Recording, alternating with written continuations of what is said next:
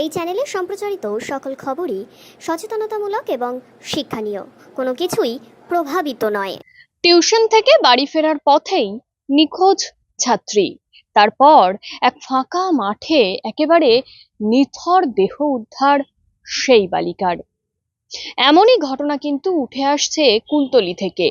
কুলতলির police ক্যাম্পে police থাকার পরেও কিভাবে এই ঘটনা ঘটেছে তা নিয়েই কিন্তু মানুষ ব্যাপকভাবে ক্ষিপ্ত। সেই ছাত্রীর গায়ে একাধিক আঘাতের চিহ্ন পর্যন্ত দেখা গিয়েছে এবং এই ঘটনাকে কেন্দ্র করেই পথ অবরোধ থেকে শুরু করে পুলিশ ক্যাম্প ঘিরে বিক্ষোভ সমস্ত কিছুই কিন্তু করছে উত্তেজিত জনতা।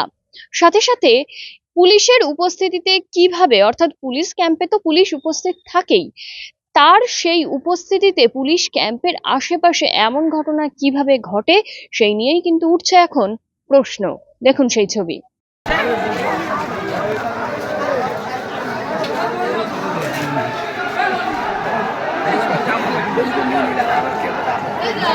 ক্যামেরা করুন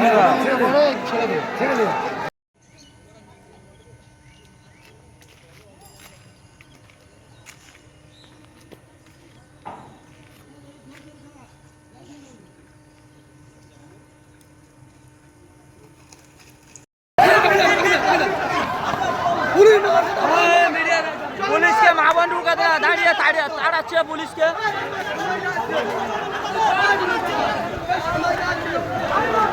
সাধারণ মানুষ বাংলার মা বোন জেগেছে, পুলিশকে প্রশাসন কোনো স্টেপ নিচ্ছে না। একের পর এক মা বোনের ধর্ষণ করা হচ্ছে, কত মায়ের কোল খালি হয়ে যাচ্ছে।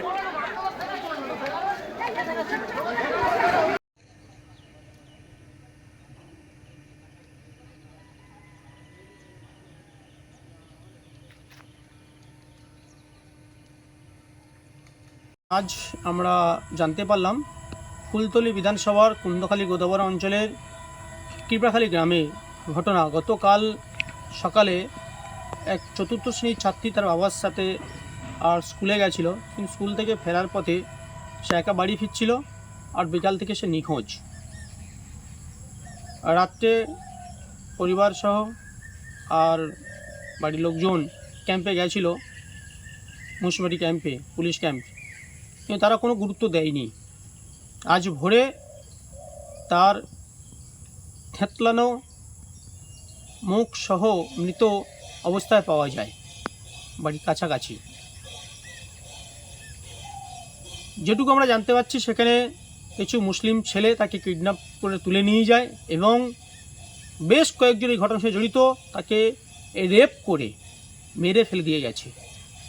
পুলিশ একজনকে অ্যারেস্ট করেছে, কিন্তু সেটা কতটা ঠিক আমরা বুঝতে পারছি না। কিন্তু এই রাজ্যে এই ঘটনা কত দিন কিভাবে চলতে পারে? এই রাজ্যে একটা মহিলা মুখ্যমন্ত্রী, আর সেই রাজ্যে দিনের পর দিন এই ঘটনা, এর বন্ধ হবে কবে? এর শেষ কবে আমরা জানতে চাই। পরিবারের উপর চাপ সৃষ্টি হচ্ছে। আমাদের কাছে একটু খবর আছে, কুলতলির এমএলএ গণেশ মণ্ডল এবং তার লোকজন উঠে পড়ে নেমেছে, যাকে পুরো বিষয়টা ধামাচাপা দেওয়া যায়। পুলিশ মানুষেরও প্রতিবাদী, মানুষ যারা প্রকৃতির বিচার চাইছে তাদের উপরে অত্যাচার, লাঠিচার্জ চালাচ্ছে। একটু খবর আমাদের কাছে আছে। পুলিশ তুমি কবে শিক্ষা নেবে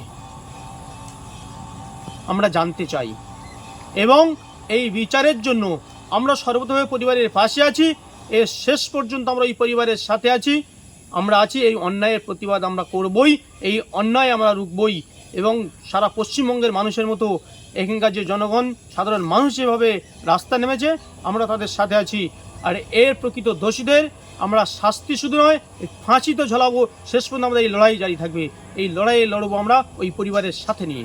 নমস্কার, উৎপল নস্কর, ভারতীয় জনতা পার্টি জেনেভা সাংগঠনিক জেলার সভাপতি।